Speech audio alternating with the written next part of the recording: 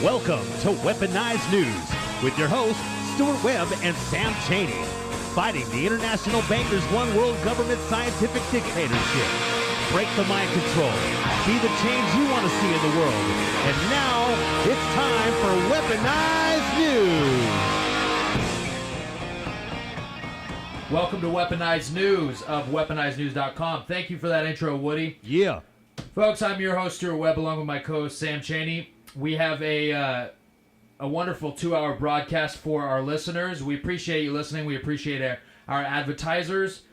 Please go to weaponizednews.com to check out all the articles we've been posting. And we appreciate you tuning into the broadcast. Today we have a couple guests. The first guest we have on deck is on the line, Kit Daniels of Infowars.com. Kit, how you doing? Good. How are you doing tonight? We're doing okay. Fresno has one of the highest unemployment rates in the country, and so as a whole, Fresno's not doing too good. But we do have a couple people are awake here, but that's about it. They also have been spraying us for the last couple years, and every day it seems heavier and heavier. But we're doing okay. We're trying to break through the mind control that the establishment is pushing, and we're attempting to. See above the paradigm and transcend all that. But, Kit, I just wanted to get a little bit into your journalism and your reporting. So when did you start your career in journalism, and when did you start researching the New World Order and realize when all this stuff, when we were headed down such a deadly path, really? Kit? Yes. Sorry, I lost you for a second. Sorry. When did you start your career in journalism, and when did you really wake up to the New World Order and realize what was going on? Well, I started kind of in alternative media back in early 2000s. I did some volunteer work for the Sierra Times, which was based out in Nevada at the time. It was ran by a gentleman called J.J. Johnson, and he was targeted by the SPLC. Who declared that he was a racist based on his Usenet posts about patriotism, libertarianism, et cetera, so on and so forth. But he was an African American. Oh, so it's kind of hard to push that he's a racist, right? Because that goes against the establishment. Yeah. So they saw his Usenet posts, automatically assumed, he's a patriot. That must mean he's a racist, and they declared him as such. And they had no idea he was an African American. So I read his stuff. I think what really woke me up, so to speak, there wasn't really one person in particular, but I started reading Lew Rockwell. Ron Paul's campaign or one of his good buddies, right? His campaign manager. Yeah. Yeah. And I came across, I think, LewRockwell.com right about the time I was reading Sierra Times. It was probably like late 90s, early 2000s. So this was like, back then there was a libertarian movement, but it was nothing like it is today. This was back when Ron Paul had he ran for president once, like in '89, I believe, and I knew who he was. Yeah. I read his his weekly column, like online, but to me he was just like, oh, cool, he's a congressman that libertarian leaning. That's pretty cool. He wasn't nowhere near as big as he was today. Yeah. Or even he was nowhere near even as big as he was in 2008. Yeah. And so you had Lew Rockwell and Ron Paul, and I really can't think of too many libertarians that were really, that big at the time. Outside of that, and even then they weren't anywhere near as big as they were today. So it was kind of lonely because you had websites scattered around here and there. I think this was back when Infowars was in its infancy. Yeah. And you really had to know what you were looking for to find what you wanted to look for. And I kind of scrambled down the Federal Reserve, global government, this and that, just kind of going from one thing to the other. But the wealth of information today is unbelievable, is unparalleled. I was probably about 17 at the time when I really started reading this kind of stuff, and I was by far one of the youngest people in the libertarian movement at that time. Yeah. But And nowadays, I remember I went to the Ron Paul came when he was running for president in 2012. He came to Austin, and I was pretty big in the Ron Paul movement at the time. And I went to his speech in Austin at UT, University of Texas campus. And I was walking with a friend of mine after his speech, and I asked him, I said, how did you get into this? And it was like, in 2008. And same thing with my other friend. It was like, I got into Ron Paul back in 2008. I was like, wow, none of you people were around when I got into this. Yeah. So it was probably I think the economic collapse was the real catalyst for a lot of people. Also, Yeah, the 2008 collapse. Too. Yeah. But I think there was there's kind of there was two waves. You had 9/11, which really woke up a lot of people because they started questioning the world around them, especially with the war in Iraq, because that really turned to a left versus right paradigm. Yeah. And there's a lot of people that they might not know what's really going on, kind of like what Winston said in 1984. He didn't know exactly since something was amiss. And there's a lot of people that were like that around 2001. Yeah. But then once you had the economic collapse in 2007, it really started in 2007, but I think it really, if I remember correctly, it was September, October 2008 when it really hit. Yeah. I think that really knocked a lot of people out of their kind of zombification, kind of really woke them up. And, it sounds like a cliche, but that's really what really happened. It made people really reanalyze their life choices, what direction they were going. They really started to question things. Yeah, because 9/11, everything went back to normal after a couple years because we're just gung-ho, let's go invade countries for no reason. But it's all under, it's because 9/11. And then everything seemed to go back to, America's the greatest, Bush is a great president, and everything's going to be fine. There was a good amount of people that woke up, but really still the majority of people were still in that zombie mode, basically. Oh, real estate's doing great, my house is going up in price, not realizing that it was all fake wealth, it wasn't real wealth being pushed in the economy. Yeah, absolutely. Even me, if it wasn't for the collapse in 2008, I probably wouldn't be in journalism right now. I was going to go into, strangely enough, I was thinking about going to real estate development, even though, you have into the 21. But I was kind of a late bloomer when it came to college. I didn't start college until I was 21. I worked in construction and whatnot for most of my teenage years. Yeah. And I was in college at the time, and I was, thinking about going to grad school for real estate. And that's when the housing market collapsed. Mm-hmm. I'm I can't really, there's no way I'm going to go into this now. Yeah. And the fact that I really started to question myself, I was like, why would I want to go in that anyway? Because it's all being taken control by UN, Gen 21, development, so on and so forth. And so even for me, even with how much I knew, I think the 2008 collapse really kind of took me out of my slumber and made me really reanalyze what direction I really wanted to go in life. And that's how I ultimately ended up in Austin. I was in Austin about a couple of years before I even started working with Infowars. And a lot of that, I think what really drew me to Austin was just to get back in the libertarian movement. Well, hey, kid, it's Sam Chaney from Weaponized News. We are Change here. We've been trying to raise the public's consciousness here. Fighting the info war. And it's funny, at the beginning of this interview, you brought up the Southern Poverty Law Center because one of our guests, another We Are Change guy here with us, is a Charlie in the Box. He does YouTube videos. But the thing about Charlie in the Box is that he is, Latino, Mexican? How do you... Charlie... Well, he's not a white guy. What are you trying to say about us, man? He's a Mexican guy, and he's calling out, and he just did a video that we posted on our website calling out the Southern Poverty Law Center for the bogus training they give law enforcement. Yeah. And so they're probably looking at him, but they're going, wait a minute, how can this guy be racist if he's a Mexican? You know what I mean? So it's just the funny irony of the whole situation with them. It's funny that you brought that up. Yeah, and the Southern Poverty Law Center actually has We Are Change Fresno listed as a hate group, even though all we do is promote liberty and freedom. Oh my God, we're a hate group. Yeah, well, talking about liberty makes you a domestic extremist.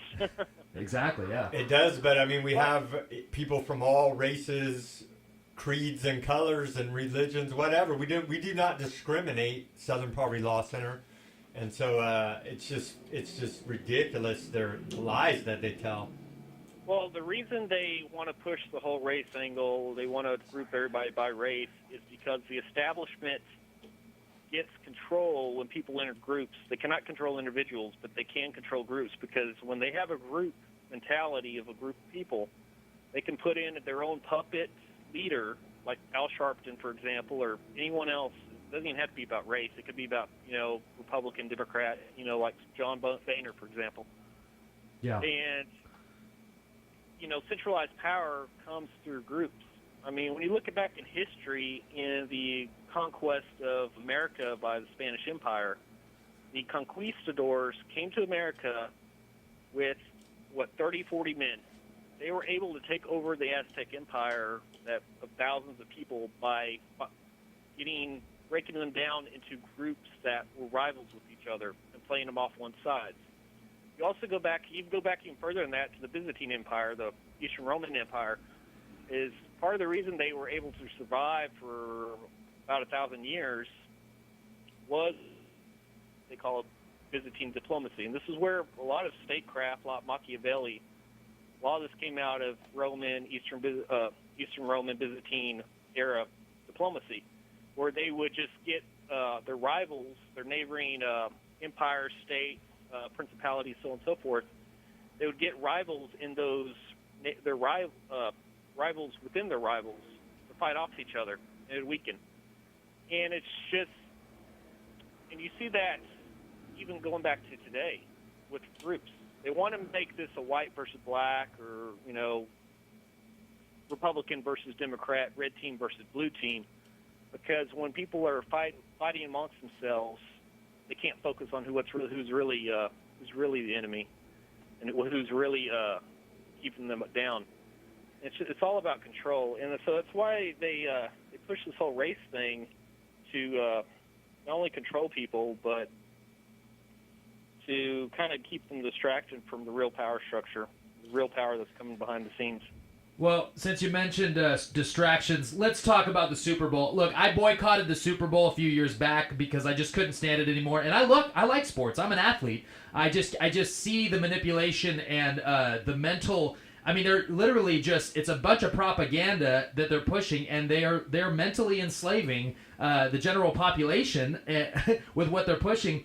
And so I didn't watch the Super Bowl, but of course you can't not hear about the commercials or see them somewhere. I mean, we live in such an age where you open up the computer screen and there it is, basically everything that was at the Super Bowl. Everything's being reported. But let's get into the distractions.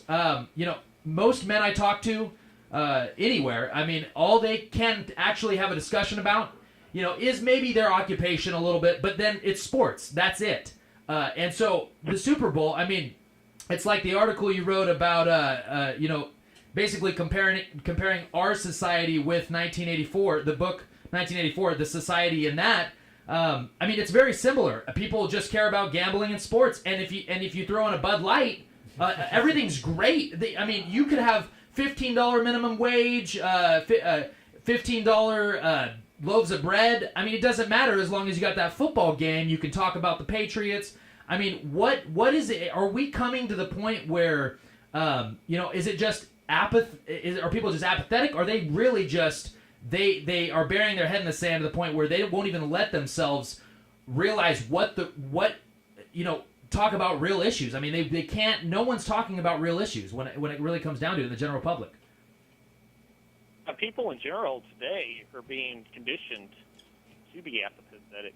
I mean, look at it this way: people like men from birth are kind of told, hey, you're not going to be anything unless you're a sports star. Yeah. If you can't make a touchdown, you can't make the varsity team, you can't, hit a home you're run. Nobody. Yeah. So people are like, well, they feel like they're settling if they get a $60K a year job because they're not a mega $1 million. They're not LeBron James. Yeah. Yeah. But the reality is that, I mean, when you come down to it, playing football, I mean, yeah, it's a skill set, but so is many other skill sets. I mean, so throwing a football into an air zone with millions of people watching, it's glamorous. Yeah. But what men in particular don't understand is you can be a sports star, you can be a rock star in about any industry. Yeah. If you take your individual talents, God-given talents, you apply them to business, apply them to school, anything in your life, you will be successful and you will persevere. But it's kind of more of an individual reality. It's because you're playing onto your individual traits, your individual strengths, and you're also minding your individual weaknesses and knowing instead of focusing on those weaknesses, you play on your strengths. Yeah. But the establishment would rather, in order for the establishment, for the global elite to stay in power, they'd rather have the population more of a collectivist kind of mentality, where the men in particular are given the sheep-like mentality to be obsessed with sports and to think to themselves, you're nobody unless you're a sports star. What really disgusted me was back in, you remember the Sandusky controversy? Yeah, with Penn State. Yeah. Mm-hmm. With him raping all the kids and stuff. Yeah. Yeah. So I came across this web forum of kind of the sports, football forum online. Uh-huh. And what really bothered me was guys talking about I think it was one of the assistants, like this redheaded assistant. I can't think of his name off the top of my head. But he was the one that walked in on Sandusky with a little boy, like in a bathroom at the school. I think what it was. Yeah. Mm-hmm. Yeah. I remember that. What really bothered me is all these, some of these football fans were like, well, this is, if I was in his position, it'd be hard for me to go to the cops because it would cost me my football career that, I worked 15 years to get to the point where I could be an assistant coach and then eventually I could be a coach. Unbelievable. But, these guys were like, okay, so... Apologists for a child molester. Yeah. So it's like, okay, so you're going to keep quiet about molesting a kid because it might cost you your career. That was disgusting to me. Yeah. It's like I would never hesitate for a second if it cost my career to put a child molester away, but it's like people are so conditioned now that they do quite the opposite. Yeah. No, yeah, and it's because society tells them unless you are a sports star, you're not successful. Particularly in the black community, this has been pushed, I believe, and basically, if it seems like, if you have a $60,000 a year career, you're nobody. You can't do that. You're a sellout, I guess. You either have to be on welfare and portray a ghetto thug mentality, or you're LeBron James or Kanye West. I mean, that's their only options. I mean, literally, I feel like most young African-American kids, that's what they grow up believing, and that's what they see on television, and that's what their communities are actually...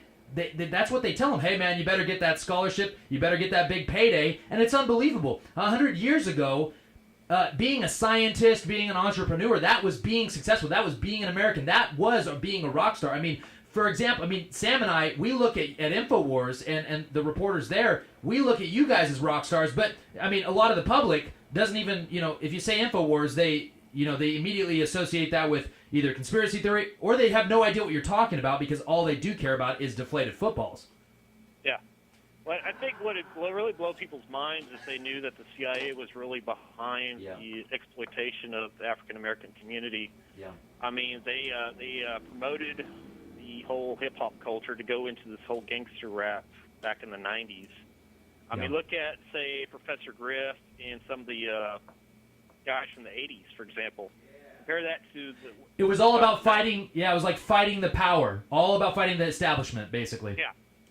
Yeah, and part of the reason was because you and I know, but probably a lot of Americans don't realize, is that the CIA was funding all their operations, covert operations, through importation of drugs. Mm-hmm. What better way to keep the demand for drugs high than to promote it through music? Yeah. And not only that, but it's just the whole prison industry in America. Most of the prisons are privatized. They're government contractors. Yeah. How did they survive by throwing people in prison? Yeah, it's a payoff. It's a payoff to certain corporations that I can't start my own prison and get paid. It's unbelievable. Only they give certain contracts to certain the insiders, the lobbyists. Yeah. Yeah, and it's just so much social engineering that going back to your earlier question, I think there is a lot of people that are just conditioned to be apathetic. I mean, just look at the public schools. It's completely indoctrination. If the state can control your child's minds from early age to accept what government officials, accept what politicians say without question, who are they to argue when something like the war in Iraq comes along? Absolutely. It's like, oh, okay, well, I'm going to support my president regardless of his decision. I'm going to trust what he does. Yeah. But that's not how America was founded on. That was questioning everything. Yeah. Yeah, exactly. Critical thinking. So, yeah, and even going back even further back at the beginning of the interview, I think what really woke me up was when I was in public schools, because I couldn't really explain what was going on, but I was thinking to myself, even when I was like 8 years old, I was like, why am I in a classroom with a bunch of different students of different skill levels? Because like a math class, for example, would go at the speed of the slowest student. Mm-hmm. Yeah. And I was like, well, why is the government, involved in school, and this and that. And then, like, years later, I read Murray Rothbard's For New Liberty, and he explained it entirely. I was like, wow, It's like, the whole point of a government school is to get children biased towards the state at an early age. Yeah. Yeah, the public schools, I'll tell you what, I didn't learn jack squat. And that's why a lot of kids are apathetic, because they're not being stimulated. Their mind's not being stimulated. They're not being taught. I'll tell you, economics in one lesson, that should be required in school by Henry Hazlitt, the author. And I'm telling you, when I read it as a 25-year-old, I was like, wow, this is just basic stuff, basic economics that I was never taught in economics class. Never. It was literally, I wasn't taught about inflation, nothing. So I think that's a lot of the reason. You're right. It's to get kids comfortable with the state, but then also to make sure that they're not learning too much and the important things like inflation and deflation and how that affects things, price controls, all that stuff. Yeah. Yeah, my first foray into economics in college was basically a video about the greatness of John Maynard Keynes, how he saved the America from the Great Depression, even though it was the Federal Reserve that put it in the Depression in the first place. Yeah, it's amazing. Kid, did they try to drug you when you were in school? They tried to drug me. The guidance counselor said I was depressed and they needed to give me some pills to make me feel better. And I said I felt all right, but I didn't take the pills. But they were pushing them on me, and that's a small high school, too, a small rural high school. Yeah, I was on SSRIs. I was given Resperdal, for example. Wow. And the funny thing about it was it would knock me completely cold for 14 hours straight. It was better than any sleeping pill I ever took. But I would just I took bubble gum and put it behind my two front teeth and just stuck the pill in there. So when I opened my mouth to prove that I swallowed it, I didn't really swallow it. I just spit it out later. Wow. But yeah, it didn't really surprise me looking and seeing all these mass shootings when every single shooter was on some form of SSRI. Yeah. Because people don't realize that personalities are largely controlled by the chemicals in your brain. And those pills, they completely control not only chemicals, but then your personality. So people are going to act way differently. They're going to act more violent. They're going to act more like a zombie, so on and so forth. So, but no, people that don't question the pills. Yeah. Because the parents don't question them either. Yeah, because it just goes back to the whole state thing where the students don't question the state. Yeah. The parents don't question psychologists. Yeah. Because it's just an appeal to authority. Yeah. So, they never look at the whole SSRI issue, but they do look at the guns. They're like, oh my gosh, he shot a bunch of people with an assault rifle. We need to take away the guns. They never look at the core issue, which is the pills.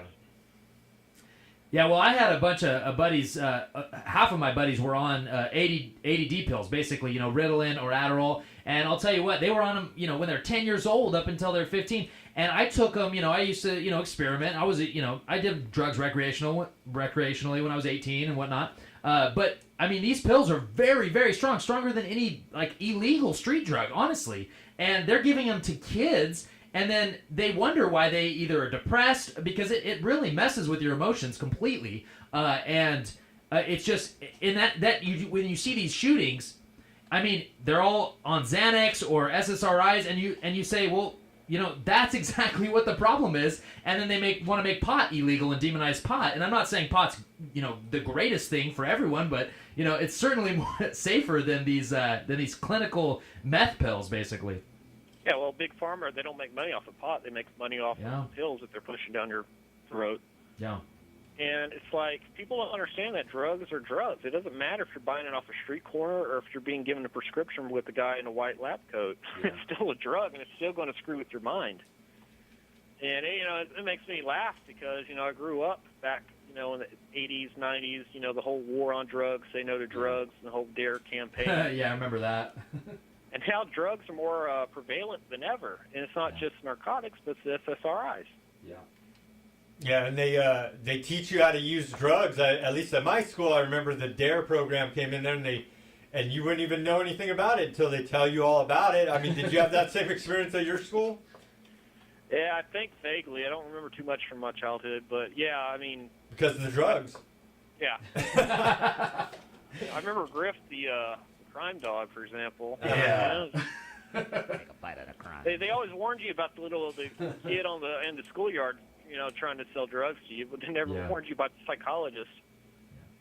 And that also goes into another thing about gun control is, I used to have a job where I had bosses, and they were like, kind of what I call the Elmer Fudd gun owners. And what I mean by that is they were gun owners that they were like, oh, well, we believe in having guns for hunting, but, we think there's certain restrictions need to apply, blah, blah, blah, blah. Yeah. They're not. And so they were like, well, I think it's okay to have some gun control. We should, if it's, increase background checks, for mental patients and this and that. But what the establishment, what the government, what politicians are not telling you is that psychologists, they can basically declare any normal human behavior as some form of psychosis. Yeah. The DSM-5, I believe, is the newest version of the big manual on mental disorders and diagnostics that psychologists use. It's so broad that anything that you do could be contributed to some form of mental illness. Yeah. And recently there was I did an article about a couple of weeks ago about a former detective up in, I think he was up in New York or New England, and this was a very decorated, 30-year veteran, was detective, so forth. Him and his wife moved to be closer to his I think it was his son or his daughter. I think it was his son. And moved across the state to be with his son. Yeah. He was a little bit stressed out about the move because probably they lived in the same place for decades. Uh-huh. So he had trouble sleeping. So he went to the hospital for trouble sleeping. Ultimately, the hospital declared him involuntarily admitted. Said he had mental issues. So next thing you know, the cops show up to his house saying, hey, we're taking your gun since you were committed. It's all because he went to a hospital to get sleeping pills. Yeah. You don't want that 5150 or any kind of mental diagnosis on your jacket because they will use that against you and take away your rights. I think we all will probably be diagnosed at some point with, what is this, oppositional defiance disorder? That made up thing where you just question these liars in the government. Yeah, question known liars. Yeah, I mean, even people that are questioning official stories on various, 9/11 or even like Vietnam War, GSK, so on and so forth. Yeah. But even they declare them, they're saying they got mental issues. Yeah. So. Yeah. Well, I think ultimately it's not about having some restrictions. Gun control advocates, the ones that are bankrolling Michael Bloomberg and stuff, they want all the guns. They want to disarm everybody. That's the core thing that the so-called Elmer Fudd gun owners need to realize. Yeah. No, absolutely. Kit, we only got a couple more minutes, and I just wanted to get in real quick. I mean, there's a ton of stuff to talk about, but, real quick, the vaccine issue, man, this is just becoming huge. We saw Ben Carson basically say, and he's going to be a presidential candidate, and he's like, religious and philosophical views shouldn't, keep you from being forced to take vaccines.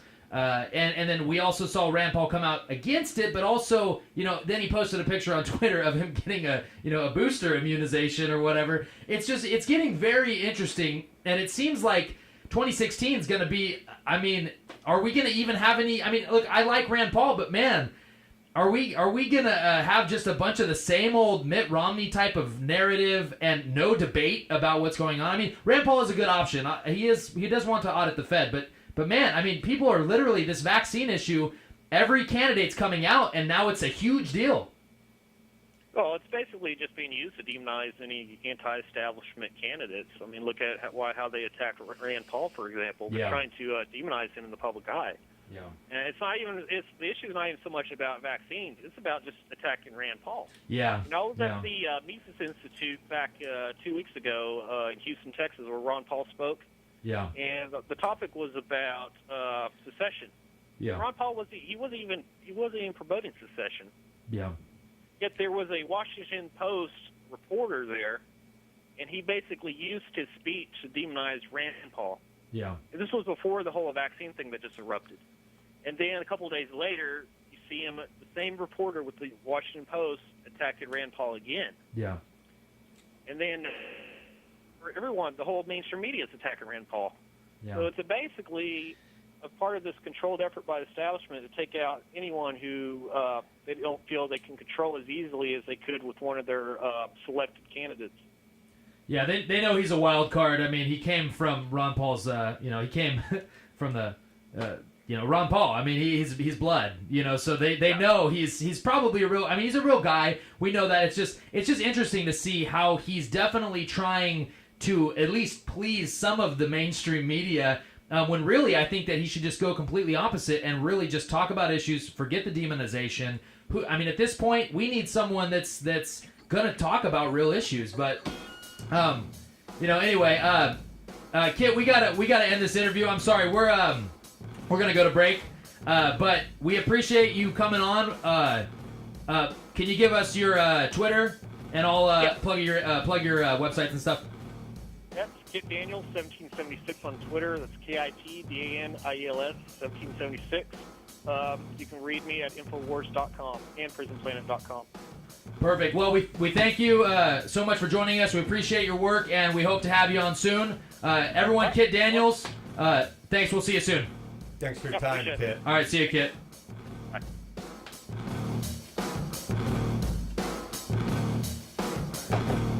Folks, we're back. This is Weaponized News at weaponizednews.com. Sorry, we had some technical difficulties with our advertising. We forgot to hang up the phone, man. Yeah. Oh, yeah. Did we really? Oh. Yes, we did. I'm your host, Stuart Webb, along with my co-host, Sam Chaney. We just had Kit Daniels on of Infowars.com, so please check out Infowars.com and check out his work. He's a great reporter, great journalism. He's really bringing us the truth, and he's an honest, honorable person. Now we got Charlie in the box in studio with us. Now, Charlie's an activist out of Fresno. He's part of We Are Change Fresno, which we were formerly known as on this broadcast, but we are Weaponized News now. We got Charlie in the studio. We're going to go over some of his activism and just his opinions on the state of the world.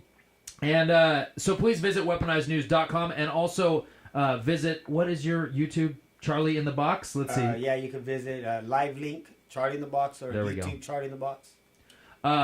So Charlie, what's been going on in the world? Can you give us a little, for our audience, just kind of tell our audience that doesn't really know what's going on, give them a little brief, minute-long kind of, how do we get out of this paradigm, this left-right paradigm? What's going on here? But first off, are we racist for having you on this show? Yes, answer that. Because of the way that everything's... you're pro-liberty, but apparently you're not white, so does that make us oxymoron, racist, right? For having a non-white person on our show? Well, I'm willing to think the only reason you brought me here is because I am not white. Just to make it look credibility. Just to give you guys some credibility. It's like, we got to get that little guy with the overbite and the mohawk on to make us look good out here. And tattoos. Yeah, with tattoos. He's got street cred. Yeah, he does. My name's Charles Bustamante, but most people know me by Charlie in the Box. I've been a political activist for the past 6 years, and I was just like these two guys that are giving you guys this radio show that we came to the realization of understanding there was something wrong in our country. We as Americans, as conscious living adults that have love and compassion in our hearts, we consciously are raised to understand that there is some issues in our country, but no one really does the research of understanding what it is. Well, we are three men that came to a crossroad in our lives to see, you know what, we had to make a choice in our lives. Do we stay consciously asleep? And that's called the beta state of mind, to be in a mind fog, not consciously really taking on critical issues, but you know what, let's have that distraction, the football, the entertainment, the Kardashians, or whatever it is that they're pushing out there to go get your vaccinations and be a good model citizen. Or do you wake up and start understanding the severity of the issues that we have? But that's critically thinking. And see, that's one thing that these guys, I'm really proud of them. I'm very glad that I've been associated and met these men, and I'm proud to stand next to them, that we are trying to do the right thing, because it's the right thing to do. It's the hard thing to do. Yeah. But see, consciously, let me tell you guys, see, there's a reason for each and every one of us on this earth today. God put us here for a reason, people. And that reason is to consciously to think about it. If you look back in history, times are always messed up. Things are always, we have these adversities, we have these mountains that we need to climb as individuals to succeed or to be a good, righteous man or woman in the world. But we as people, we take the easy road. We don't want to go up the mountain. We want to take the trail around the outside. But that's not what God wants us to do. What God wants us to do as people is, what are you going to do with it? Now that you've been confronted with this knowledge, are you going to take the hard road and go up and take the burden off your children's back? Or are you going to be the one to say, you know what, I can't do this, a little bit too hard, but you know what, I'm going to pass this responsibility to you as my child or my grandchildren. So we as people today have to do the right thing, because like I said, if you look at history, things are always bad. But what we're going to be judged on as individuals or how we conduct ourselves and who we are as people. What are they going to say about you? Do you live your life of honor, courage, love, compassion, and doing the right thing? And that's why I choose to do what I do, because I want my kids and my family to look back at my life to say, well, look at, he made a lot of mistakes. You know, we all do, because we live in the flesh. That's just us wanting to be entertained, wanting to live that life of entertainment, distraction. Our temporal bodies. Yeah, what are we going to do? We need to start enriching and fixing our souls. Part of it is going to church, but you have to know the right church to go to find the right knowledge of understanding, getting back to your faith. America, they always told you, Central Valley, Fresno, California, they always told us, and I said this before, is that they always told us not to talk about politics or religion because it starts an argument. Well, it's designed to. You tell the kid, don't touch that, they're going to touch it. Well, let's get the people back to the knowledge of understanding, getting back to their faith. Religion, see, that's what I said, past religion, because religion divides God's people. We need to come together and go behind our faith, because most people believe that there is a God, and he loves each and every one of us.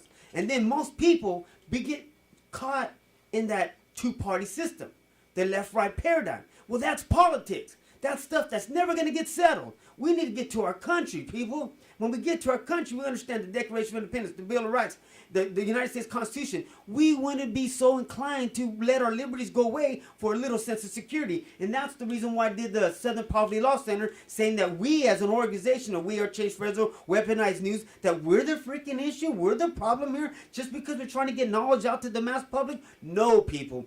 I'm willing to bet if you see a news reporter from the Fresno Bee, because this has happened to me, Fresno Bee, Channel 47, 30, all these guys that you see on the TV, they are glorified actors. They go to school to learn how to read a script. Yeah. But see us, that's why you hear us stutter, we say things wrong, because we are just average people just trying to do the right thing. Teleprompter free, just straight up. We read the knowledge like they do, but see, they choose not to cover it. We're not afraid to do it, because we're putting our lives on the line. We're putting our reputations, everything on the cards to say, look, this is who we are, this is what we stand for, and this is what we're all about. These people that you look at as glorified actors on CNN and Fox and all our local stations, they don't have a clue of what Agenda 21 is.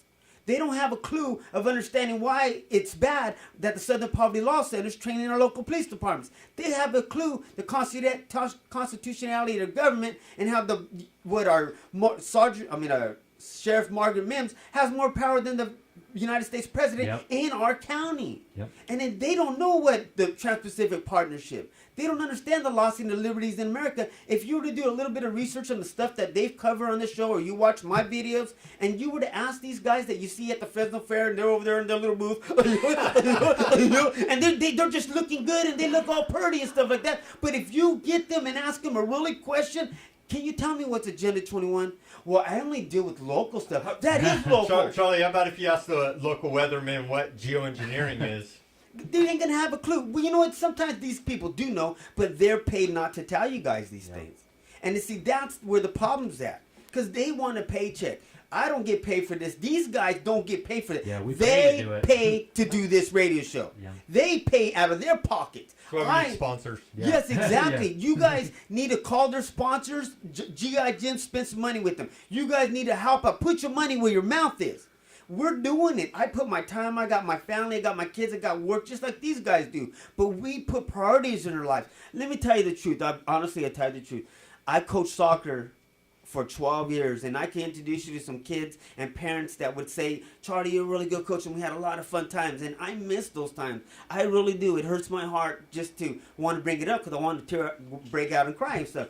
But that's me opening up my emotions, my heart to these kids. But when I started getting this knowledge of understanding what our country is, what's going on, I consciously couldn't do that no more because I understand that my kids, I got a 23-year-old, a 16-year-old, and a 13-year-old. They're not going to have the opportunity to coach their kids whenever they have some. They're not going to have the same opportunities. Just look at our economy. Yeah, I lost my agree. job recently. Yeah. And Rainbow Bimbos, they're closing their shop at. All these blockbusters, they didn't open no more. Radio Shacks are closing the doors. All these jobs are leaving Fresno. Essie and Johnson's, the ones that do the Ziploc bags, all those people, they're gone. We all lost our jobs. Like they said at the beginning of the show. Yeah. What did they say? Unemployment. It's going up.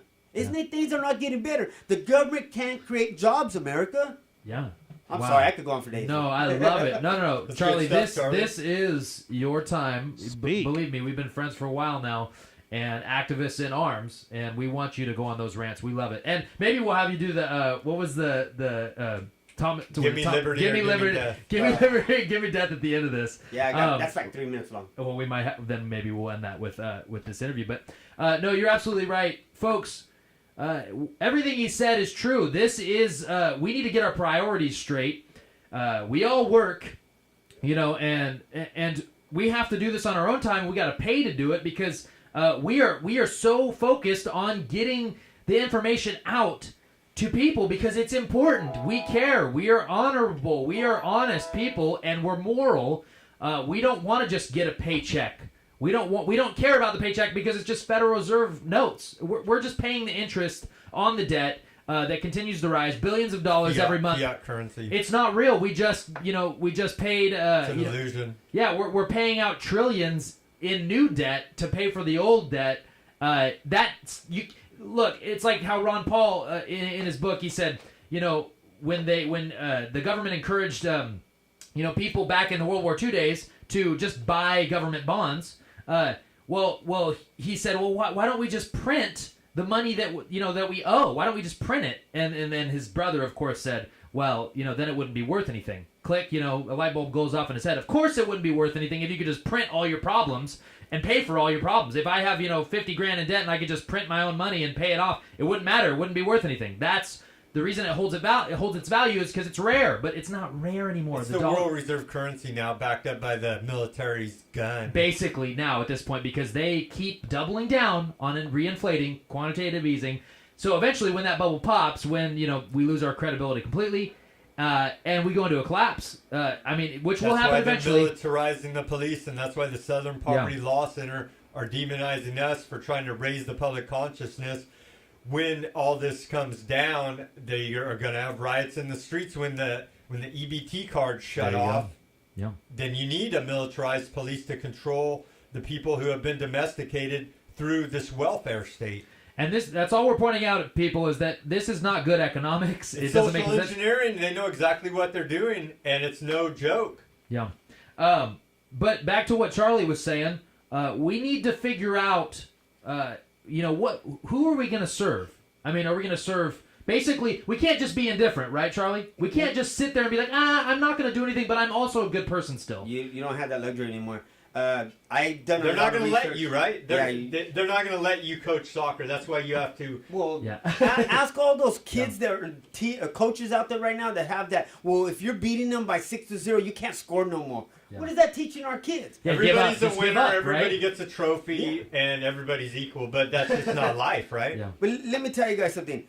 the reason why the mainstream media and why the government has this control grid of entertainment distraction, because see, the people don't know our history as Americans. We don't know our country from our government. See, like Thomas Paine, that's one of the guys I was introduced to, and he said, it's the duty of the patriot to protect his country from its government. Well, is it country and the government the same? No. The government are the ones that opposes all this tyranny, this taxation, these regulations, these laws that stop us from doing what we want with our lives. We can't even go to one of our local parks without paying $5 just to get in it, and they're still dirty. They still got graffiti everywhere. That's a you good know what I'm point. saying? Yeah, but see, the country, it states in the Declaration of Independence that whenever government gets too excessive, too out of control, is the right and the obligation. So it's our right as Americans to abolish that government, put new guards up for the republic. But we can't keep putting the same people up there, expecting them to fix it. That's why the Southern Poverty Law Center has you on the list right there. Yeah, because I got an overbite. Declaration of Independence. Yeah, well, that's another one of them. See, and then see, look at, and then they were talking about currencies, people. See, this is why the common knowledge is to get in amongst the people. It says in the Constitution that Congress should issue the purse. Congress has to issue the money, and it has to be backed, like they were saying, by gold and silver. If they don't, it's going to be an unbalance of the system, because too much money is being printed, but there's nothing backing it. Fiat. That's a fiat currency. But see, the people don't know the difference, and that's why I don't blame the people, and because they're my loved ones, they're my neighbors, they're my family members, that the common knowledge is to get amongst the people. They think of us as Americans as stupid, bumbling idiots. But like Homer Simpson. But to certain points, who are they raising? How are they raising us as people? They entertaining us. Look at the comedy nowadays. Family Guy, Homer Simpson, just idiotic, dumb stuff. Yeah. And look at every motion Dad's picture portrayed nowadays. as being stupid. It's just that's what we're raising. That's what they're bringing out. So it's not really the average person's fault. They don't have the common knowledge of understanding what's happening in our society. But they want to demonize people like us. People that are in the patriot movement, people who are trying to get the knowledge out to the mass public, that we're the ones that are wrong. There's something wrong with us when it's farther from the truth. For reading the founding documents of this country, and it's like they say out of Tragedy and Hope, they say, would you first break the legs of a lamb and then kick it because it could not stand up thereafter? Yeah, no, exactly. And then offer him help up, right? Well, see, America, look at Benjamin Franklin said, either you're going to be governed by God or by tyrants. And the Bill of Rights, it doesn't say that you have a right to do anything. It says what Congress should not do to you. These were God-given rights. And government should never try to take them away. And as long as we allow government to grant you rights, they're going to take them away. That's just their nature of it, America. Yeah. So who are you governed by right now? Is the stuff that's happening in our society godly? Are things going to get better? No, they're taking us down the road of tyranny. So they chose their side, have you? And if you're not on the righteous side doing the right thing, you're part of the weight that's pulling us down. And I'm sorry to say that, but it's not really your fault. That's why we're trying to get the knowledge out to the public, man. Yeah, it's not. I mean, look, we've been conditioned. I mean, everyone's been conditioned. We're just trying to break through that paradigm, think critically, and question things. They demonize anyone who questions. Folks, when you're listening to this and you think, oh, these people are just ranting and they're nuts, conspiracy theorists, and pessimistic extremists. We are raising the alarm. We're sounding the alarm. Okay? So, and also, you know, when you hear Charlie speak, he's passionate, and what he's saying is what he truly believes, and it's the truth. It really is.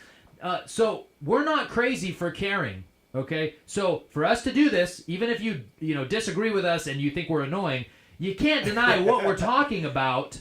They're real issues. We're bringing up real issues, and the mainstream is not. They just say I heard, and we'll get into this in the next hour. And they claim they're the authority. We challenge you to research everything we say and make your own decision. Don't believe us. Yeah. I heard. I was listening to the radio, 96.7 here in Fresno. We had people calling into I don't know. I think it was Chris Gabriel's show or something. The new guy on 96.7. people were saying we need to nuke the Middle East. Again, we're hearing it now again. Let's nuke the Middle East. We got to get rid of these ISIS members, et cetera, that we created. Who cares how openly. many women and children you Yeah, it kill? doesn't matter. Collateral damage. While the borders are still open, I can't even get into just the mindlessness of that. But not only that, people are just willing to, yes, we need a nuke. I guess the reason is because World War III is going to start. But we'll get into that later. Charlie, I know you got to go. We got a couple minutes left. Give shout-outs to your Twitter, Facebook, all your social media, and I want you to do that. Give me liberty or give me death before we leave, okay? And we'll have you in again. My name's Charles. Graduated Fresno High 1992. Most people in the streets know me by Charlie Boy back in the days, C-Boy. But now I go by Charlie in the Box. You can find me on YouTube and on Live Leak. That's where I put my avenues out. I've done radio with different radio stations across the country, but I never had to pay them for that. They just listen to what I'm saying. Like, dude, we love your passion. We love what you're doing, and we're going to give you the time to do it. So if you guys want me on the air, you guys want these guys on the air during the day when more people are going to listen to it, we need you to call Power Talk and tell them, hey, man, we need these type of guys on the radio. Yeah. Not this other stuff that you keep, they're paying, the radio station's paying them to do it. Yeah. So this is what I want to give you guys. Tell 1680 too as well. Yes, call us the station and say we want more of this. We need more of it. We need more of it, and support the sponsors that we have on this station. So where we're gonna go at, it's gonna be Patrick Henry, give me liberty or give me death. They tell us, sir, that we are weak, unable to cope with such formidable an adversary. But I would soon ask America, when shall we be stronger? Is it next week or next year? Or is it going to be when we're totally disarmed and we have a federal guard stationed at each and every one of our households? Shall we acquire the means of an effectual resistance, so laying so hopelessly on our backs and hugging the phantom delusion of hope until our enemy has went into our homes and get us handcuffed and taken us off to a FEMA camp? Sir, we are not weak if we use the means which the God of nature has placed in our power. Millions of people armed in the holy cause of liberty in such a country as that we possess are invincible by any means what tyranny our government could try to oppress. Besides, sir, we shall not fight this battle alone. There is a just God that presides over the destiny of nations who rise up, our friends, to fight this battle with us. The battle is not for the strong alone. It's for the active and the vigilant and the brave and every freedom-loving American that wishes to stand today. Besides, sir, there is no election. If we were based enough to deserve it, it is now too late to retire from the contest. There is no retreat, but in submission and slavery, our chains were forged. Their clanking will be heard on the streets of Fresno. The war is inevitable. Let it come. I repeat, sir, let it come. It is in vain to extenuate the matter. Gentlemen may cry, peace, peace. But there shall be no peace. The next gale that sweeps from the north will bring to our ears the clash of resounding arms. Our brother in the field's already fighting. Why do we stand here idle?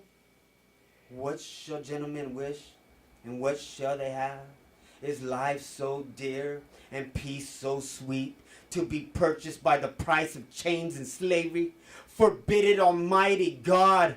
I know not what course others may take, but as for me, give me liberty or give me death. That's Patrick Henry. You need to do your research of understanding your country, America. Yeah. There was great patriots before us, and they told us exactly what we needed to do as people. See, even George Washington, he made a statement. He says, if the freedom of speech is ever taken away, dumb and silent like sheep, we will be led to the slaughter. So don't ever let us be silenced, America. Awesome. It's Charlie Box, we are Change Fresno. And there we go. Weaponized news, weaponized news. Yeah, that's awesome. That's Charlie in the Box. We appreciate your little spin on that, Patrick Henry. Thank you for being in here with us, Charlie, and we'll have you on soon again. I know you got to go. Folks, we'll see you on the second hour. This is Weaponized News of weaponizednews.com. Visit the website, and we'll see you on the other side. I love it. That a boy. I love it when Charlie comes on. Give me pub. Hey, dude, when you come in, bro, it's your time. I don't care if you rant. If you want to rant for 10 minutes, that's fine. Dude, you guys give me. I'm here to rant. You're laying it down. Hey, no, dude. Love you guys. Respect you guys. Yeah. Hey, take care. Next time. Yeah, for sure, Have brother. fun at your birthday party. All right, Charlie. Yeah, man, what you know about Professor Griff and the Last Asiatic Disciples? Did I you? got that album, man. Once in the game, man. This is a public service announcement. Red alert. Red alert. All 6 media corporations, Time Warner, Disney, Viacom, News Corporation, CBS Corporation, and Comcast have one thing in common. The executives who run them belong to an international crime syndicate whose American branch is the Council on Foreign Relations. The CFR was founded in 1921 by David Rockefeller, the son of the Rockefeller banking and oil dynasty. Carroll Quigley, mentor to Bill Clinton, said in his book Tragedy and Hope, the CFR is the American branch of a society which originated in England and which believes that national boundaries should be obliterated and a one-world rule established. Although media seems to be biased, either being conservative or Democrat, the men who own these media corporations care nothing about these political parties. The job of these corporations is to keep the people divided on social issues while telling the masses of people globalization, a one-world order, and illegal foreign wars of aggression are all necessary and for your benefit. Time Warner CEO Jeffrey Bukes, CFR member. John S. Chen, Board of Director of the Walt Disney Company, CFR member. George Soros, financier of Media Matters, CFR member. Rupert Murdoch, CEO of News Corp, CFR member. Leslie Stahl, co-editor of 60 Minutes, CFR member. Brian Williams, NBC anchor, CFR member. Be sure to call the Satanic Council on Foreign Relations and verify what has just been told to you. This message has been brought to you by We Are Change Fresno TV. Hello, friends. This is Sam Chaney reporting to you for We Are Change Fresno TV. Today is December 23rd, 2014. And you see here I'm on teaparty.org. And they're linking to an article out of the Daily Caller, which is a review of an article by Time Magazine from 2010. Here's the article in the Daily Caller. Here's the Time Magazine article they are referring to. The headline reads, "The Secret World of Extreme Militias." And this is an attempt by Time Magazine to demonize the Tea Party, constitutionalists, libertarians, and conservative groups. Remember, you all cheered for this police state that they've now built after 9/11, which was a staged false flag attack. They go on in here to say that beware of the lone wolf. And they also talk about Timothy McVeigh and how he bombed Oklahoma City. That was a staged false flag attack by our own federal government. Take a look at this documentary, A Noble Lie, Oklahoma City, 1995. There's more than enough evidence in this documentary to prove that Oklahoma City was not carried out by Timothy McVeigh alone. I advise everybody to take a look at this documentary, and you will see that Oklahoma City was a staged false flag attack. Back to this article. A top FBI counterterrorism official says the Bureau's biggest concern is the individual who has done the training has the capability but is disenchanted with the group's action. And so they can easily blame someone from a conservative group, the Tea Party, for example, when they roll out one of their mind control patsies to go do a staged false flag attack. Be aware this is in the cards of the deck of terrorism that the federal government is hosting and dealing upon the American people. Subscribe to this channel. You have been warned. Speak out and take action. Do your own independent research. Read what Time Magazine has to say about this in the pre-programming for a staged false flag attack.